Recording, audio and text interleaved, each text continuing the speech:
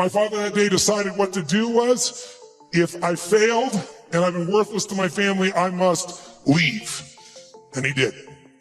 And to me, it was the worst day of my life. I'll never forget it. I loved him more than anything. I had 4 fathers. He's the one I finally got attached to. It's like, Mom, I'm confused. But then finally, years later, I got the benefit of it, because out of all those experiences and all that pain, that day I made 3 different decisions.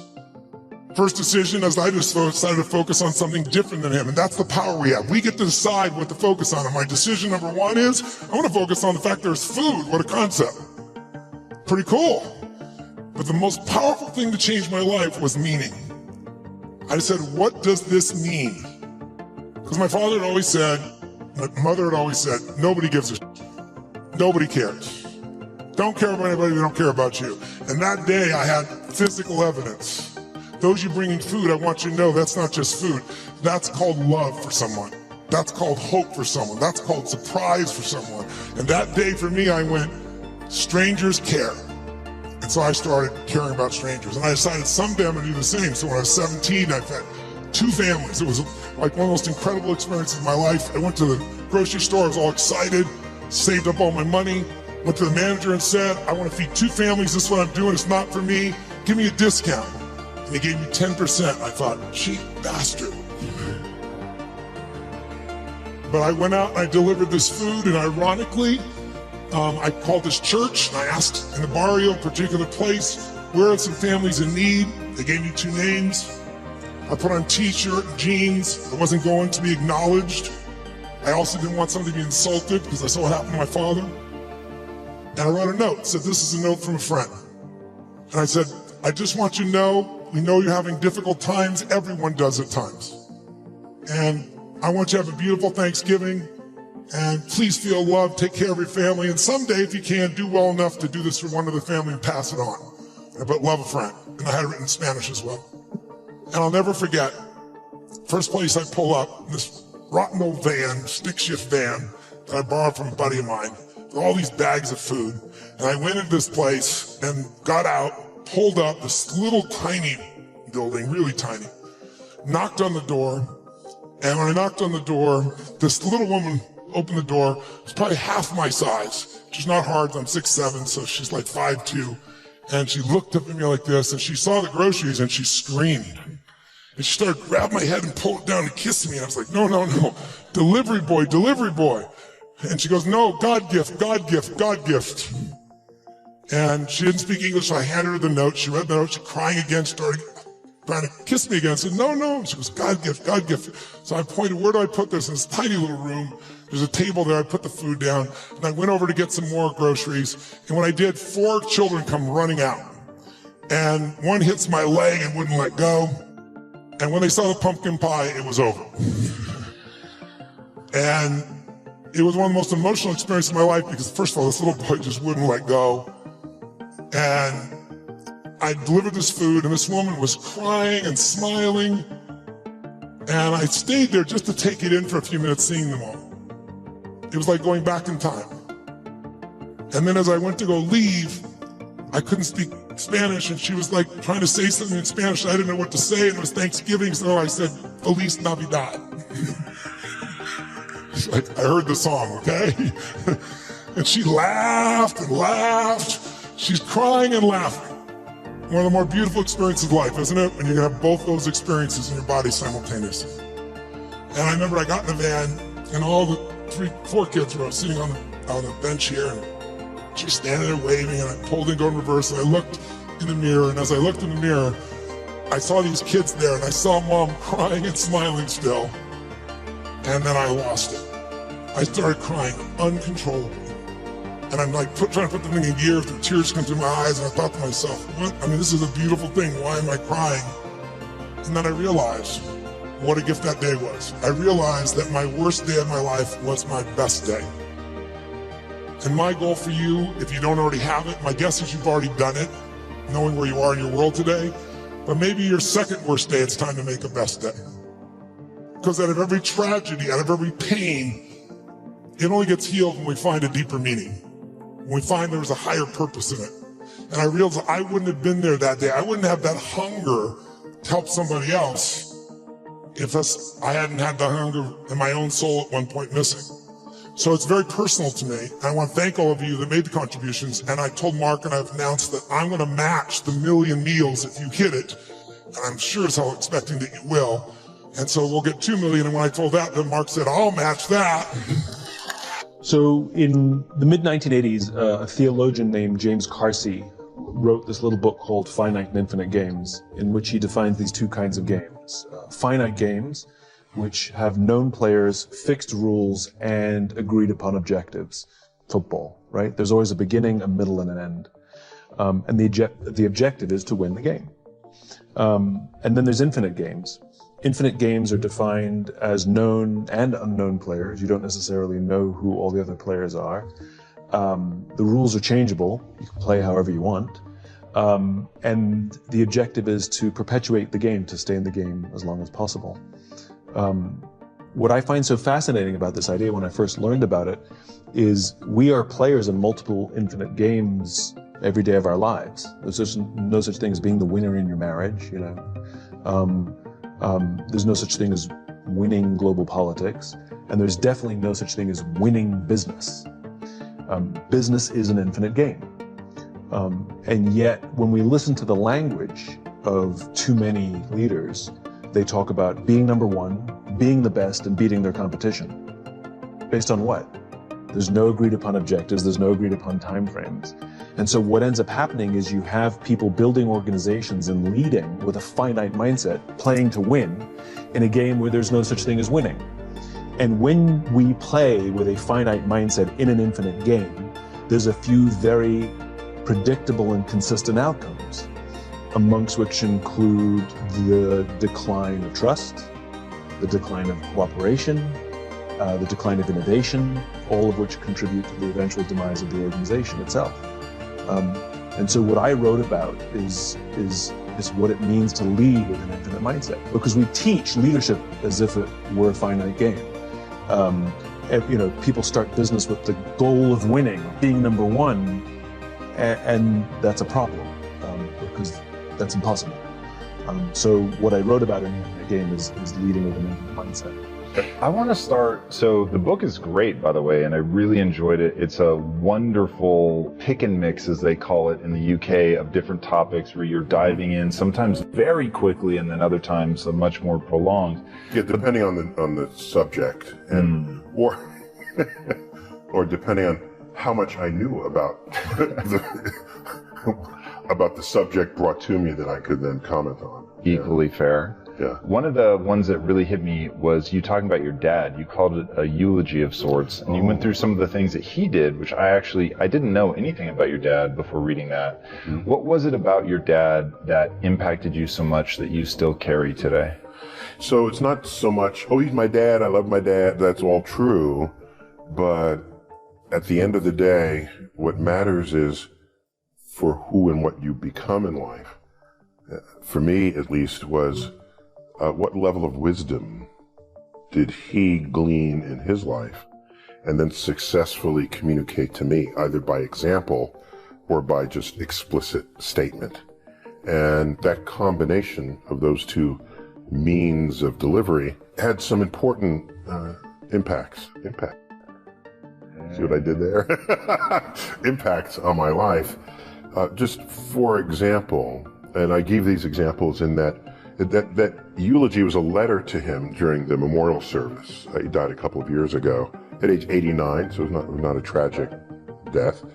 But you still miss someone even though you know they're ready to check out. And I'll just give one example, if I may.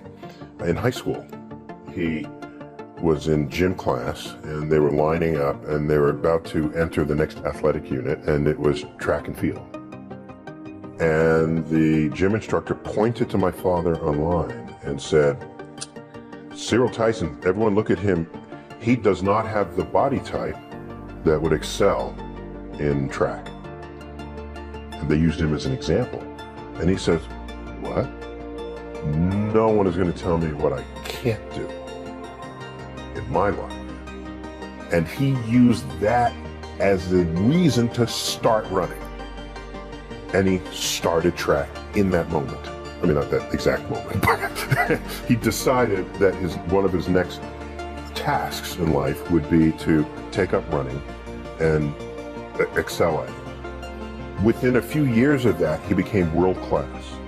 At one time, had the 5th fastest time in the world. In the middle distance, they don't run this anymore, 600-yard run.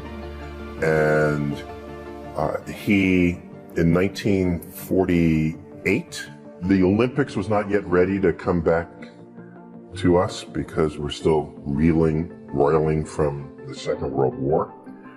Instead, there was still an Olympics. It was called the GI Olympics, and it was held in Hitler's stadium.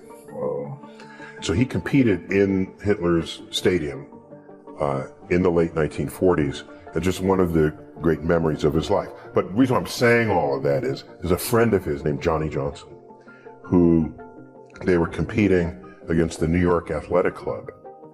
In the day, it mattered that you had amateur status. No one's thinking of that anymore, but back then, you couldn't compete in the Olympics if you were professional at all. And there's a whole, so professional was deemed sort of, you were tainted in some way. And it's hard to think that that used to be how people thought, but that's how it was. In the day, once you graduated college, you needed some sanctioning body to compete with. So there were athletic clubs. The New York Athletic Club at the time accepted only white Protestants. So there was another club called the Pioneer Club, which took everybody who was not accepted to the New York Athletic Club, which was basically blacks and Jews, is really what that came down to. And some Catholics, but basically blacks and Jews. So he competed alongside Jewish athletes. So there they are competing against the New York Athletic Club, and his best friend, Johnny Johnson, okay, was coming around the back stretch, might have been the quarter mile, coming on the final straightaway. And a runner from the New York Athletic Club is a few paces behind him. And Johnny Johnson overhears that runner's coach say, "Catch that nigger." And he overheard this. So what did he say to himself? He said, "This is one nigga he ain't gonna catch." And that extended his lead to the finish line. And he tells this story not with any bitter tone, as you might think. Any story like that today would certainly be told with great remorse and consternation. So he never had that kind of tone when he shared those stories with us. It was, here's an occasion to parlay what today might be called a microaggression into a reason to excel even more than you had expected of your own abilities and talents. And so I have taken that lesson with me. He was just telling a story. He didn't say, "Let me give my kids a lesson today." No, these are just things that happened in his life. And in my sort of letter to him in death, I recount for the audience several of these examples, and that among them. If some of y'all, you got some homeboys you connected with, but you know they ain't really living how you supposed to be living, and they leading you down the wrong way, you know from Brian's story, yo, if I remove myself from it, if I plug in with positive people, I can make it. Why would you waste 1 second doing something that wasn't progressing your dream? Go after this thing called life. And don't look back and have regrets. Understand that you're in a place and a position right now when hard work and valuing people, nothing. I promise you that everything is not gonna go the way you wanted it to on every single play. It's not supposed to. It's supposed to be hard. It's supposed to be difficult. Anything that comes fast and easy leaves you the same way. What are you gonna do? What are you gonna do when time is tough? What are you willing to sacrifice for greatness? Your future self is counting on your current self to never take shortcuts and never lack integrity. Because a day will come for you to walk with character and have clarity. Greatness is your destiny. But at times you must reboot your mental computer. Because every step you take today will directly affect your future. And so when I live from the moment, what I'm doing is I'm celebrating it, I'm acknowledging it, and I'm able to be present in it. And so what stops me from that is the guilt of the past and the anxiety of the past and the resistance of what, I've been through, afraid of going through it again. Some become a victim to life. Things happen, pain, heartache, and loss. We can either be the victim or the victor to these situations. They say win or lose, at least you took part. But this is life. I am not here to take part. I am here to win. One life. You'll never be able to fix what's behind you. You have to run after what's in front of you.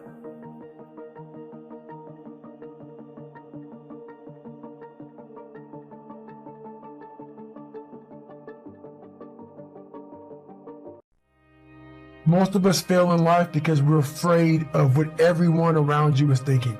That's 100% truth. So we live by the narrative of other people. A culture that's killing our culture. It's killing success. And that is that we've become addicted to other people's opinions. We've become addicted to other people's approval. And social media is wonderful, but it's all about how many likes do you get? How many selfies can you take? That may feel good when you get it, but then what it does is it governs your behavior. You begin to only do things to seek other people's approval. And even when you get it, right, it's short term. It doesn't really feel very good. It's not fulfilling. What we really want is not just success. We want fulfillment. The way we get fulfillment is self-respect, is self-confidence. And that's how somehow in your life you must begin to separate what you do from what people think about it. You know this. The people that have really won in life and in business, they eventually drop the addiction to what other people think about them. They're most concerned about what they think about them, or if they're a person of faith, of what their God thinks about them, not the rest of the world. Because the higher you climb, the more haters you're going to have. There's absolutely no question about it. You ought to hope you have more of them. The only thing I will warn people of is the higher you climb, the closer to you the haters are. So right now, if you're at one level of success, it's people at a distance that are haters. But as you climb higher, there's always the one or two people in your close circle who begin to try to pull you back down because they think you're leaving them. They make you, your success is making them uncomfortable about where they are. And so they begin to do everything they can to pull you back down. Bingo. They live their life terrified of failure, terrified to try, terrified that they're getting it wrong because their mother-in-law will disapprove, or the girls that they went to high school with, they're going to see me on Facebook and they're going to watch me. It's crazy. It's crazy because those people that you're so terrified of their opinion of you, those people are not the ones who will live with the regret. Those people are not the ones who can't afford to take their kids on vacation. Those people are not the ones who are struggling for, like, all these things that you want for your life, but you're too afraid to reach for because of what other people will think. Those other people are not going to be there when it sucks and it's hard for you. That's all on you. You're obsessed with what other people think about you. The thing that's going to kill your dream is your addiction to other people's approval. Stop giving people power who aren't in your book. Do your life for the leading character. You, your spouse, your children, your parents, your legacy. They're the lead characters in the story of you, of your life. Because the more you decide to take control of the narrative, of the script of your life, and you live your dream, the more likely at the end of your life, you're going to meet that dude. Trying to prove people wrong or right about you is a cheap level of motivation, and it will wear out. Constantly being influenced and moved by what other people think about you, it means there's a deficiency in what you think about you. And so the key is not some, esoteric like belief system. It's a pattern of keeping the promises that you make to you. That's the groundwork of self-confidence for sure. Like, you know, you are loved and worthy and enough, like as you are. That's beautiful. And that means you don't need to become someone else. That means like who you are at your core, you're doing okay. You don't have time to waste worried about what people think about you. Your time is too valuable to respond to every critic, every negative comment, try to convince people that you really are okay. Those are distractions. Everyone is not going to like you. Everyone's not going to accept you. Quit trying to convince someone to understand you that's determined to misunderstand you. Some people don't want to be for you, and that's okay. You don't need them to fulfill your destiny. But the enemy would love for us to spend time and energy trying to win someone over that's never going to be won over. You have to set your face. The people that need to be for you will be for you. When you have something you want to do, if you don't develop the courage to do that which has been given you to do, and you spend a lot of time going around trying to convince other people or trying to get their approval, what will happen is that you will lose your nerve. And other people will convince you that what you're doing doesn't have any value, and you'll give up on your dream. It's an interesting thing about life, I've also found, that if you don't have the courage to act, sometimes and particularly, if you have something special to do, life will move on you. When you are trying to get to the next level, and you can see where you're trying to get to, there is a ceiling that you have to break through. But in order to get to the next level, it's because you can see what you want to become. But the only reason you can see the next level is because this ceiling is made of glass. In order to get to the next level, you must be willing to break through the glass. Anytime you break through glass, you are going to get cut. You are going to bleed. And in order to get to the next level, you are going to have to give up something that you care about. You cannot take everything with you. Everybody come with you, can't go with you. See, all your friends, they can't go to the next level because they'll get up there with you, and the way they behave, they'll mess it up for you. So when you go through the glass ceiling, you have to be willing to get cut. The cut is going to put some bruises and blood. But that's the only way to get to the next level. I understood that. I knew that I could not remain the same and change. You got to grow. You can't hang out with everybody you've been hanging out with to go to the next level. You can't do everything you used to do. If you do that, you'll never grow. You got to be willing to listen. If I had to leave my family didn't get it. My family didn't get it. You know, they thought, Steve, you gonna go tell jokes? That's stupid. You can't make a living telling jokes. Oh, really? Any idea how much I've made telling jokes? So I had to let my family go. There was a time when my family wasn't even talking to me. Stupid.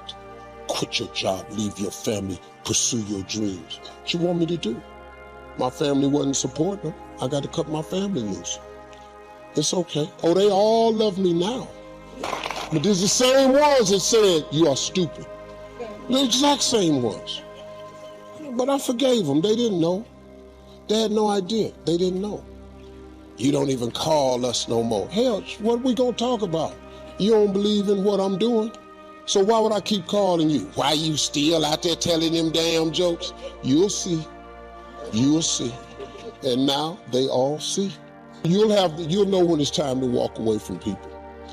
And some people you need to walk away from. Because some people is just your friends as long as you down here with them. But the moment you go there, they start talking about you. That's because they wasn't your friends no way. Some people is sometimes as good. You have to let them go. Like people say, well, hey, Tom Brady, 6th-round draft pick. I mean, he's constantly trying to prove them that they picked the wrong guys. I know Tommy a little bit, and I can tell you that motivates him. But if you think he's become the greatest football player of all time because he's trying to prove people from 20 years ago wrong about where he was drafted, you don't get elite performance. Tom Brady is where he is because he sets standards for himself and has massive goals and ambitions for himself, not to prove other people wrong. I promise you, when he's sitting under center in the Super Bowl, he's not going, I was a 6th-round draft pick. That's not what moves him. Yeah. And so I think it's low-level motivation. I do it too. And the sooner you drop, it's the symptom of the same disease. Right. So proving your family wrong or right is a symptom of the same disease, which is you are still obsessed with what other people are thinking about you and not doing things that make you happy, that enrich you, that fulfill your soul. And so the irony about spending your life worrying about what everybody else thinks about you, here's the irony, is that those people will never be thought about after they're dead. So they spend their life obsessing with everyone thinks about them, only to die and have no one ever remember them. Because people that are so obsessed with what other people think about them never really ever fulfill their potential. So once you can drop that addiction, whether it's friends, strangers, or your parents, and you begin to do things that fulfill you, that make you happy, that change other people's lives by your contribution, now you can be remembered. Now your life echoes into eternity. Most of us don't use the stuff that we have brought into the universe. And we want to make a conscious, deliberate, determined effort to start living life with a sense of urgency and using what we've got. Using ourselves up. Sharing what we brought into the universe to share. Because if we don't, nobody else will. Stop wasting valuable time, knowing that if we begin to live our lives as if each day were our last, our lives will take on a whole new meaning. It take on a whole new expression, valuing each moment that we are blessed with. The next thing that begins to nurture that hunger, honor yourself as your word. Don't give your word out lightly. When you throw your word out there and you don't honor it, it makes a statement about you. If you decide to maintain a sense of integrity with yourself, that if I speak it, I'm going to live it. It's who I am. And I'm going to be very cautious in how I give my word to others, and most of all with the commitments that I make to myself, because I want my life to reflect my words and honoring who I am and what I express. When I first called a recruiter to be a Navy SEAL and I was 297 pounds, the first recruiter looked at me and said, "You're not going to be able to make this, man." So what he was doing was he's projecting his energy on me. He knew he couldn't be a fucking Navy SEAL. So God help this black guy, because I was only the 36th African American to make it through in over 70 years. How's this black fat guy going to make it through in my ass? He wouldn't even want to try. So he's projecting this. So a lot of us who are negative people, all we do is project how we feel on other people. So what happens is there's a lot of negative people walking around the planet Earth who are afraid to try. Because a lot of people are very negative in this world. So we are afraid to fail. Why? Told you, man. Shouldn't even try it, dude. Just chill out, relax. Why are you so crazy? Why are you so obsessed? So all that stuff drives the quitting mind, I call it. The mind wants to quit. The mind's tired. The mind's tired. The mind's deserving. The mind thinks it's very deserving. So yeah, the biggest problem in this world is other people, not yourself. It's other people in your head. They are puppet mastering you pretty much on your life. And is that why you've talked a lot in this podcast about getting rid of noise, quiet, alone? Is that part of that equation? It's all a part of it. Yeah. Because I realized once I was talking to myself the right way and all this shit wasn't in my mind, wow.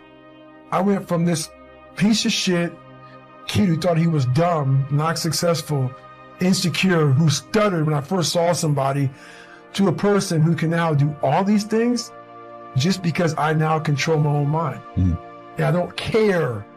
A lot of people say they don't care. But they care like my son says, I don't care. And every time he says it, I don't care, it means he cares. It means he cares. Yeah. When you get to the point where you really fucking don't care, you don't have to say you're it. Dangerous. You become very, very dangerous. I'm not saying don't care like, I don't care if I do that. No, when you don't care about other people and how they view you, about how you walk, how you talk, how you dress, where you want to go with your life. You know, growing up, I didn't want to tell anybody I wanted to be in the military. Because why? Some of my black friends, I was afraid of what they think. You know, why do you want to join the fucking military, man? Why the fuck you want to do that shit? I was afraid of what other people thought about me. So now, when I go in the military, I didn't know you want to fucking join the military. I didn't tell you because I was afraid of what you thought. Once again, man, you allowed other people to shackle your mind. It's the worst thing in the world. Do you think you could go the other way and maybe become a bit cold if you don't care what anyone thinks? Your fiance, your kids, you know, they're not the people around. Do you not care what they think? See, that's the thing about it. You have to have an understanding of what not caring means. If your fiance and your kids don't believe in you, you can't care what they think. That means you chose the wrong support staff. There has to be, so that's why a lot of people don't understand one another. Your support staff has to be like, if I want to go out and do whatever it is, my support staff is, you know, my fiance. If she's like, you know what, you know, I don't think that you should be doing that, I have to take it, you know, why? So I can be open-minded. So why are you saying this? But if she's saying it because of her, you know, that's not the right thing. Because I need backing to do what I'm going to do. Open-mindedness, I need support. So yeah, it's you gotta be very clear thinking about all that stuff. God has already lined up the right people, people that will celebrate you, people that will cheer you on, people that stick with you through thick and thin. But too often, we're trying to convince people to be our friend and convince them to spend time with us. But if someone doesn't see the gift that you are, if they don't recognize your talents, value your friendship, do yourself a favor and move on. No offense, but they are not a part of your destiny. You don't have to play up to people, let them manipulate you, hope that they call. Maybe they'll include you in their group. Though the people God has for you don't have to be talked into liking you. You won't be able to keep them away. They'll light up when you walk in the room. They can't wait to spend time with you. They'll go out of their way to do you favors. Now don't waste another minute trying to convince someone to like you, to call you, to come see you. If you have to talk them into it, they are not for you. They are a distraction. I started reading when I was just a kid. I needed something to feed my mind. And, I had all this suffering and I didn't have a way to escape. Books were my escape. That's why I love books so much. It's like I could learn from somebody from another century. I could learn by another person's life experience. And then I started to do some speaking and touching people that way. But honestly, it's never been motivation for me. It's always been strategy, because motivation without strategy is like a warm bath. You know, you should take a bath or you're going to be dirty regularly. You need inspiration, but it's strategy too. But I know you're never going to hear the strategy unless we can move you. I mean, I do a weekend that's 50 hours. So Oprah comes and says, Tony, I love you to death, but no one sits for more than 3 hours. I can't do it. And 12 hours later, she's standing in her chair, looking at the camera going, this is one of the greatest experiences of my life. Or Usher, you know, comes to me and says, Tony, I can't do 50 hours, dude. I just can't. You know, 50 hours later, he's like, I laughed my ass off. This is one of the most incredible experiences of my life. So I've learned a way to refine the process to move people so that they act. If you just get pumped up, what good does it have? So this book is all these specific strategies. Here's what to do. Here's what Ray Dalio says, the largest hedge fund on earth. I say to him, don't inspire me. Tell me, if your kids couldn't get any of your money, not on a dime, and you were going to show them what to do, what would you show them? What would you tell them? He said, Tony, I've spent 10 years of my life refining this process. All my money's in it. It's called my all-weather strategy, because it works. The stock market goes up or down. He said, I've tested it back to 1925. It makes money 85% of the time. So he tells me the strategy is quite complex. And when you show it to the average financial person, they go, oh, that'll never work, because they're not Ray Dalio. They haven't figured out $160 billion to manage. It takes $5 billion 10 years ago net worth and $100 million for him to talk to you. Now he won't do that for even that, for any amount of money. But he spent 3 hours with me. At the end, he shows me this formula. I said, you know what? This is great, but you showed me how to make a chocolate cake. It's very inspiring. You've said use some chocolate, use some sugar. But I need the actual numbers, or no one's going to be able to act on this. They're never going to figure this out on their own. And he said, Tony, that's my secret sauce. He said, that's how I get billions of dollars. I said, yeah, but you've not taken money in 10 years. I said, you're a generous man. You've given, what, half of your net worth you're going to give away? Give me the formula. Give it to me. I was teasing him. He gave it to me. It's in the book. It's one of the formulas. And when you test it over the last 75 years, it's been successful 85% of the time, year by year. And the times it's lost, it only lost 1.6% on average. The biggest loss was less than 4% in a world where the markets go up 50% down. Back. This book's going to make people money. It'll make people money. The beautiful part of it is they don't have to pick Ray. They can decide who they want to follow, because I give you the strategies of all the best people. The energy. Do you ever lose your energy? Do you ever get down? Well, sure. I get exhausted. I get mad. I get tired. I'm a human being, but it's like an athlete. You built your muscle, so it's there for you. It doesn't last. What used to last when I was a kid, a month might last me a few minutes or an hour, something of that nature. Lack of confidence or faith. Lack of belief. It'll steal your dream. You got to know you're going to win. You got to have some faith. These people sitting around you right now, they're whispering to you, you could do this. I believe it. Just like when you were a little boy.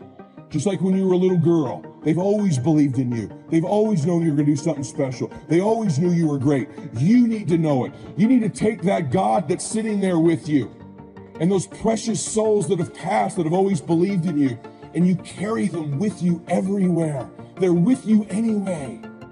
Acknowledge them. If you don't believe that, honor them. Honor God. Honor these people who believed in you with your magnificent life. Honor them. Don't give in to lack of belief, lack of confidence. Don't ever do that again. Don't do it in WFG or out of WFG. You were made to do something great. You're special. You were made in the image of God. Something awesome's supposed to happen for you.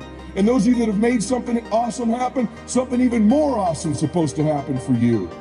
Number 2 thing that steals the dream, failure and setbacks. People quitting, chargebacks, flunking the exam. That's all going to happen. Just get ready. If you're an entrepreneur and you want to do something great, you're going to have false start after false start. False start after false start. Get it going, then you don't. Get it going, then you don't. Your group grows, then it shrinks. I'm telling you right now. Just know that. You're going to make some money, then you're not. Being an entrepreneur, tons of false starts, tons of setbacks. But see, a guy like me, I knew someone was better than me. There's more talented people than me. Probably more talented than you. But like my dad said, the best ability is availability. You might outwork me for 30 days or 60 days or 90 days, but you ain't going to beat me over a year. You can't outwork me over 2 years. You are going to outwork me over 3 years. I'm going to get you eventually. I'm a dripping damn faucet. I just keep coming at you. Just like you could be, right? Just like you could be. I just keep coming. You might think I'm knocked out. I just keep coming. I'm too damn tough to give up. Most people half-ass half their life all the time. I knew they were going to get tired. They were going to flinch. They were going to get down. They may not quit. They might send a letter of resignation. They quit getting wide. They quit recruiting people. They quit improving themselves. They start sleeping in. They spend all their damn money. I'm not going to do that stuff. I'm going to save money. I'm going to get up early. I'm going to keep getting wide. I'm going to stay relentless, just like you should. Don't give in to that stuff. Don't give in to the fears. Don't give in to the setbacks. You're going to have failure. It's part of the game. Remember the jock strap next time you fail. Remember Ray Ray next time you fail. Go, that's a damn Ray Ray right there. Third thing that can steal the dream. Some idiot telling you they're a competitor of ours. Please don't let some crackpot goofball that we fired and that's at another company potentially tell you they're doing it. Let me just say something to you. Let me say something to you. For 20 years of my career, there's always some idiot nibbling at our ankles. They're all gone now. Many of them far more qualified than a couple goobers out there right now, trust me. I'll never forget what my father said to me, because he looked at me with the most serious but calm tone of voice, and he looked me directly in my eyes, and he said, my son, he's never going to be the most gifted. He will never be the most talented.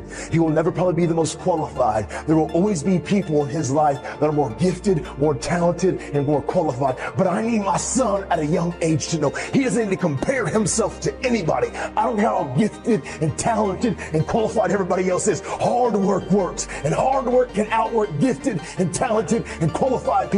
I need my son to understand, as he's chasing his dreams and his goals, there's always going to be adversity and objects and obstacles keeping him from reaching the goals in his life. I need my son to learn to see the problem, identify the problem, and solve the problem. Giving up won't be in his mouth. It doesn't matter what he has or what he doesn't have. It doesn't matter where he comes from or where he doesn't come from. My son will not have I quit in his mouth. Think about how many times you've done it yourself. My new book comes out in March. It's Random House. The first time they ever put a curse on the cover of a book. The name of the book in March is called Stop Bullshitting Yourself. And in the book, I attack every excuse there is. And at the end of the book, I leave you with no more excuses. What the hell you gonna do then? So, if you own your failure, you'll own your success. So what is personal growth? You know, I think about entrepreneurship. Some of us are in this to do social good and make money. Some of us are into this for political causes and make money. Some of us are just here to make money. But we all have different motivations. So we all define growth differently. Sometimes it's social to me. It could be personal, could be financial, could be a bigger house, a bigger car. Whatever it is, we all define it differently. But what is common about growth? If you do tomorrow what you did today, you will get tomorrow what you got today. Benjamin Franklin. That is the definition of not growing, isn't it? If you do tomorrow what you did today, you didn't grow, did you? Then you get tomorrow what you got today. You didn't grow, did you? So, there it is. If you do it the same tomorrow, there's no growth. If you attain the same result tomorrow, there's no growth. So how do we get better? Every day, every hour. How do we find those resources? How do we find the energy, the knowledge to do that? That's what I want to talk about. So I want to change your mindset. Insanity, you've seen this before, is doing the same thing again and again, expecting a different result. You know, years ago, I used to own 17 restaurants and bars in a bunch of states. And every September, I'd go to the property, and the GMs would make a presentation and give me their business plan for the year. And I'd read through the business plan and would say, oh, gonna raise sales by 20% in 6 months. Awesome. Tells me breakfast, lunch, dinner, late night, booze, wine. I'm in. Then next year I come back. 20% in 6 months, lunch, breakfast. And I realize, wait a minute. This is the same shit I read last year. Said by the same people who said it last year, and I'm supposed to get on a plane and feel good about this. So what does 20% in 6 months mean? Well, does anything happen next month? What about 2 months from now, 3 months from now? When does something happen? Not till the last day. 5 months and 29 days, I gotta sweat bullets. What the hell does 20% in 6 months mean? How do you get your arms around that? How do you turn it into something that's meaningful in business? So, open your mind and play with me for a moment. What business are you in? Or what business do you want to be in? Retail, customer service, consumer, B2B? What business are you in? I love it when people say, oh, I'm in retail, I'm in medical devices, I'm in, every one of these is wrong. You see, it doesn't matter what business we're in. We don't sell products, we don't sell services, we don't sell advice, and we don't sell solutions. All of that is textbook bull. Everything we do is a process, never a result. That process must establish an emotional reaction. That reaction is our product. So, let me be a restaurant guy for a minute. The cook in the kitchen is making an entree, right?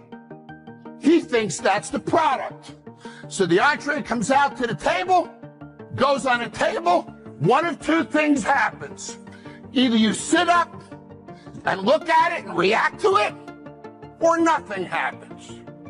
If nothing happens, that business is stuck in mediocrity forever. So, is the product a plate of food or the reaction that the guest had to the plate of food? Which is the product? The reaction is the product, isn't it? You see, I'll redesign that plate 30 times until you sit up. Because I understand that the product is the way you react to things. We can all buy cell phones from any company. It's the way we react to the product that matters. It's presentation, it's emotion, it's perceived value, far more than absolute value. The fact of the matter is, everything we do must create reactions. Those reactions drive frequency, drive spend, and fuel the economy of our country. And he or she who creates the best reaction wins. That's the business world. And that's what we have to get good at, is we have to understand how to cause people to react to what we do. And it's not the product. Don't let your brain stop there. It's the way the consumer or the individual reacts to it. And when you own the reaction, you own your future. That's business.